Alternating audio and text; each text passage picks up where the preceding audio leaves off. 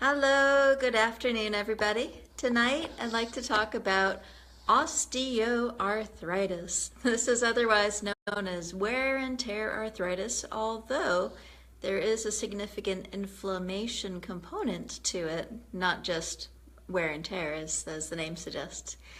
This is one of the leading causes of people seeking chronic pain medications, regardless of whether it's Tylenol, Motrin, or other non-steroidal anti-inflammatories or NSAIDs, and also is a very common reason that people seek eventually opiate drugs, which is one of the main reasons why I'd like to talk about it tonight, because in that way hopefully someone can learn some things here and then over time maybe not need as much medication or just simply feel better, because it's not fun to be in pain all the time, I can tell you that for sure.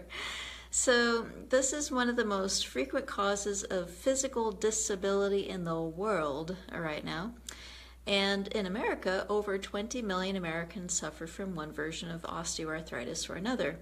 Very common locations involve the knees, the hips, the spine, the hands, and basically there's a loss of cartilage in the joint. So cartilage is that stuff at the ends of the bones. So you might have seen a diagram of a classic bone from like a skeleton, or those that eat meat might be familiar with chicken bone.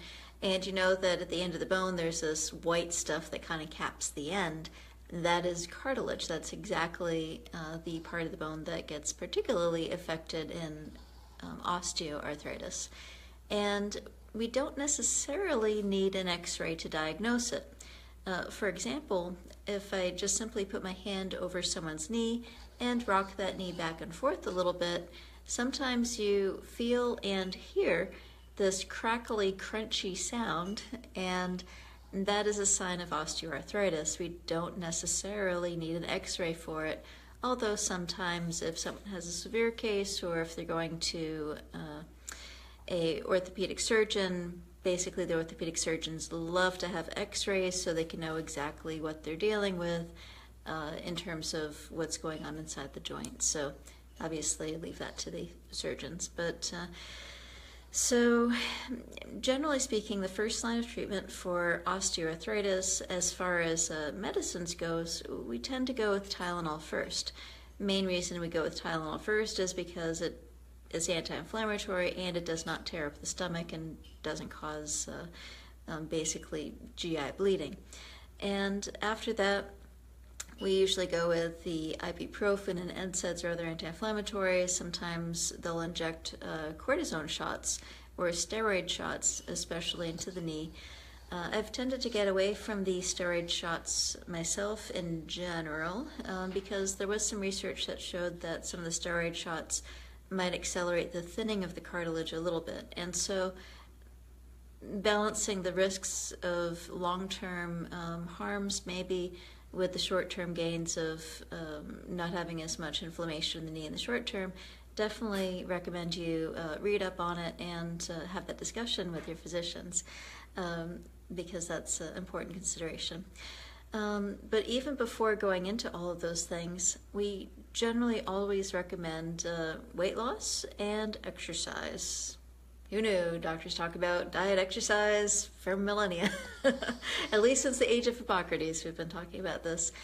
For exercises for almost every body part, one of my favorite resources is the Orthopedic Society. So AAOS.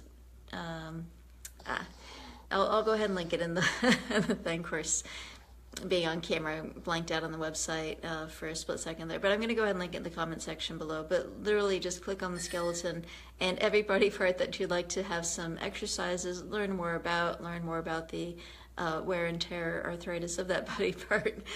You can find it in that resource. So I'll put that in the comments below.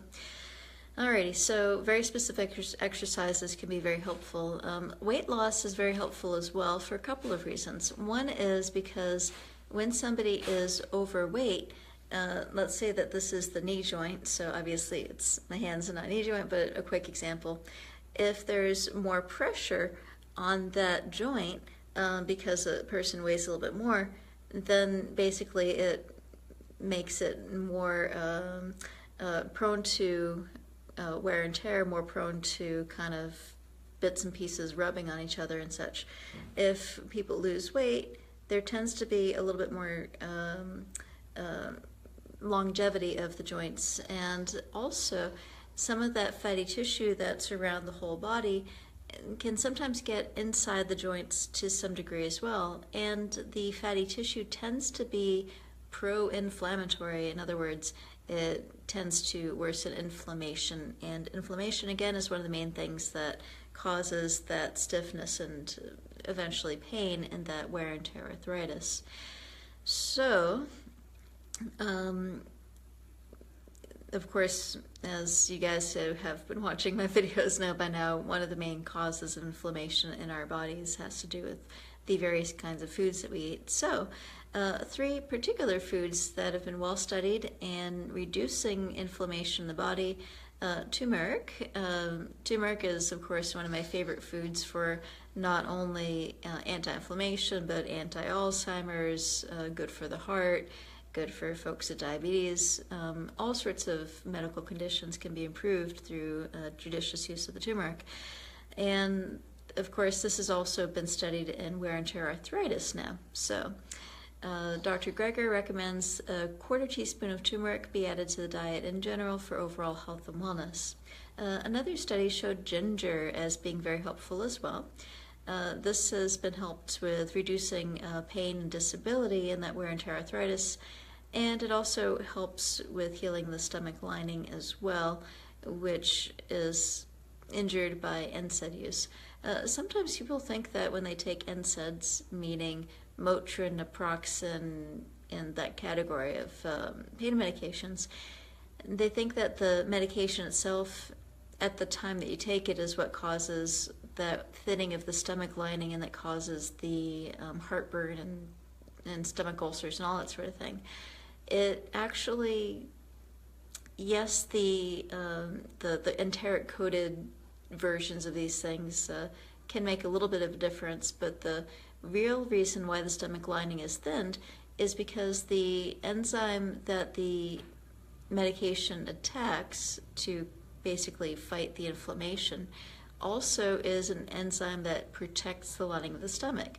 So regardless of whether or not that pill is enteric coated, in order to help it be a little bit easier on the stomach, if you take it for a long time, that enzyme fighting activity, which gives you the good result of reducing the inflammation, also will attack the enzymes that protect the lining of the stomach. And so even if you are using the enteric coat, in other words, that's one of the reasons why that class of medication is so involved with GI bleeds.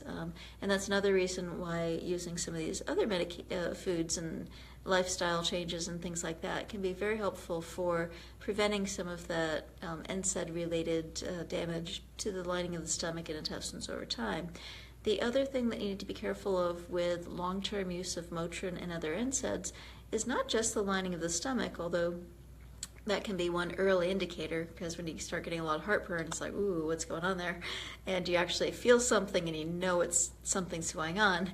A silent problem is the kidneys. So those Motrins, those NSAIDs, over a long period of time, they can damage the kidneys as well, and that's a leading cause of chronic kidney disease, and that's something that we can check for with a blood test.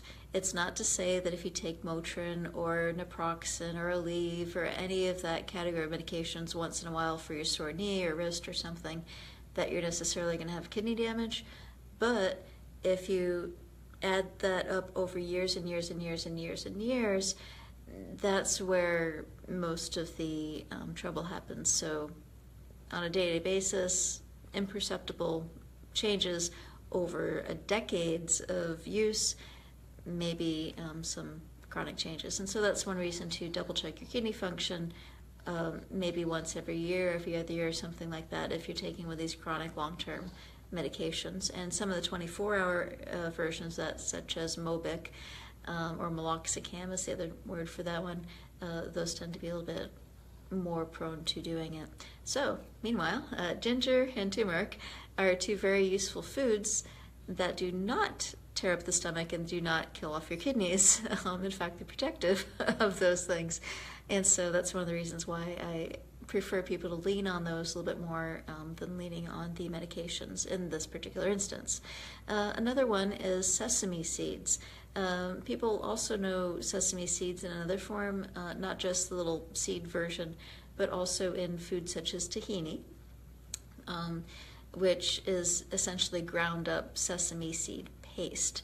But anyway, sesame seeds have been studied as well and lead to a significant drop in the inflammatory markers of osteoarthritis and significantly reduce pain compared to steroid therapies as well. So those are three leading foods that can be contributory.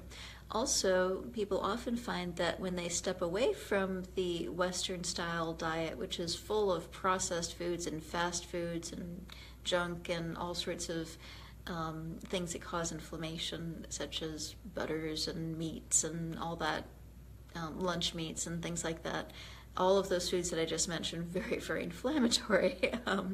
And so when you're stepping away from that and incorporating more beans and more rice and more quinoa and whole grains and fruits and veggies and all that sort of stuff, spices, very anti-inflammatory, then people over time, not only do they lose weight on a plant-based diet very quickly, which of course helps with the osteoarthritis, but the things which trigger the inflammation also tend to go down as well. So for more on that, check out the links after the talk. A few other foods that are especially helpful for osteoarthritis. Many years ago, I reviewed Dr. Greger's presentation on rose hips, and you might wonder, what the heck is a rose hip and where do I get it? So sometimes in the grocery store you might find something called rose hip tea, and basically rose hips are that part of the rose that's left over after the flower dies. They're a lot easier to see in wild roses than in our currently domesticated rose. Those of you that might be taking home one of those little tiny miniature roses from the grocery store floral department, or even the more popular scented roses that are available for sale in Walgreens and Home Depot or Walmart and places like that, the garden supply centers of the country. Those very highly cultivated roses, they really don't have a heck of a lot for rose hips. So once the flower falls away, this little tiny dry nubbin of nothing, technically that's a rose hip, but not really. Whereas if you go and find a wild rose variety, once the flower petals fall away, you see this beautiful bright red, crunchy, delicious thing called a rose hip. And those are extremely high in vitamin C, and they can be helpful for fighting osteoarthritis, regardless of whether you find it in the tea form or the original crunchy, tart rose hip form. But that's the kind of rose hip I'm talking about that is useful for this. I'll also put a link below in case you want to check out where to find that. Soy protein is also helpful, very anti-inflammatory in other ways as well. Cover that in other videos. Cilantro. Many of the herbs and spices that are out there are very anti-inflammatory as well. One of my nurses at a previous work location took one of my handouts to heart, which covered a whole bunch of different kinds of foods that were helpful for fighting pain and inflammation, and she added some cinnamon to her diet.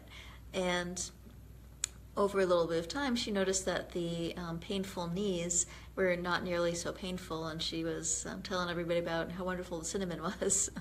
So similarly, cilantro has been studied to help and reduce pain inflammation in this osteoarthritis.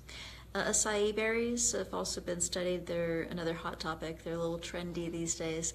You can find acai berries in the freezer department, sometimes at the grocery stores next to where you find other berries. Some stores also have acai berry juice. I don't know if the juice has been studied as much as the the pulp of the berries themselves. Part of the issues with when things get juiced sometimes, in that sterilization process, it might kill off some of the active ingredients. So if you try it in the juice form and you notice an improvement, great. And if you don't, well, sorry, it's hard to say how the active ingredients. So that's another reason why the closer you get to the original food, generally speaking, the stronger it will work for you. So talked a little bit about the food kinds of things. I'm going to go ahead and stop this video for now just to keep it a little bit on the short side, and then go over a few other things that can be helpful for wear and tear arthritis. So see you again in a minute. Bye-bye.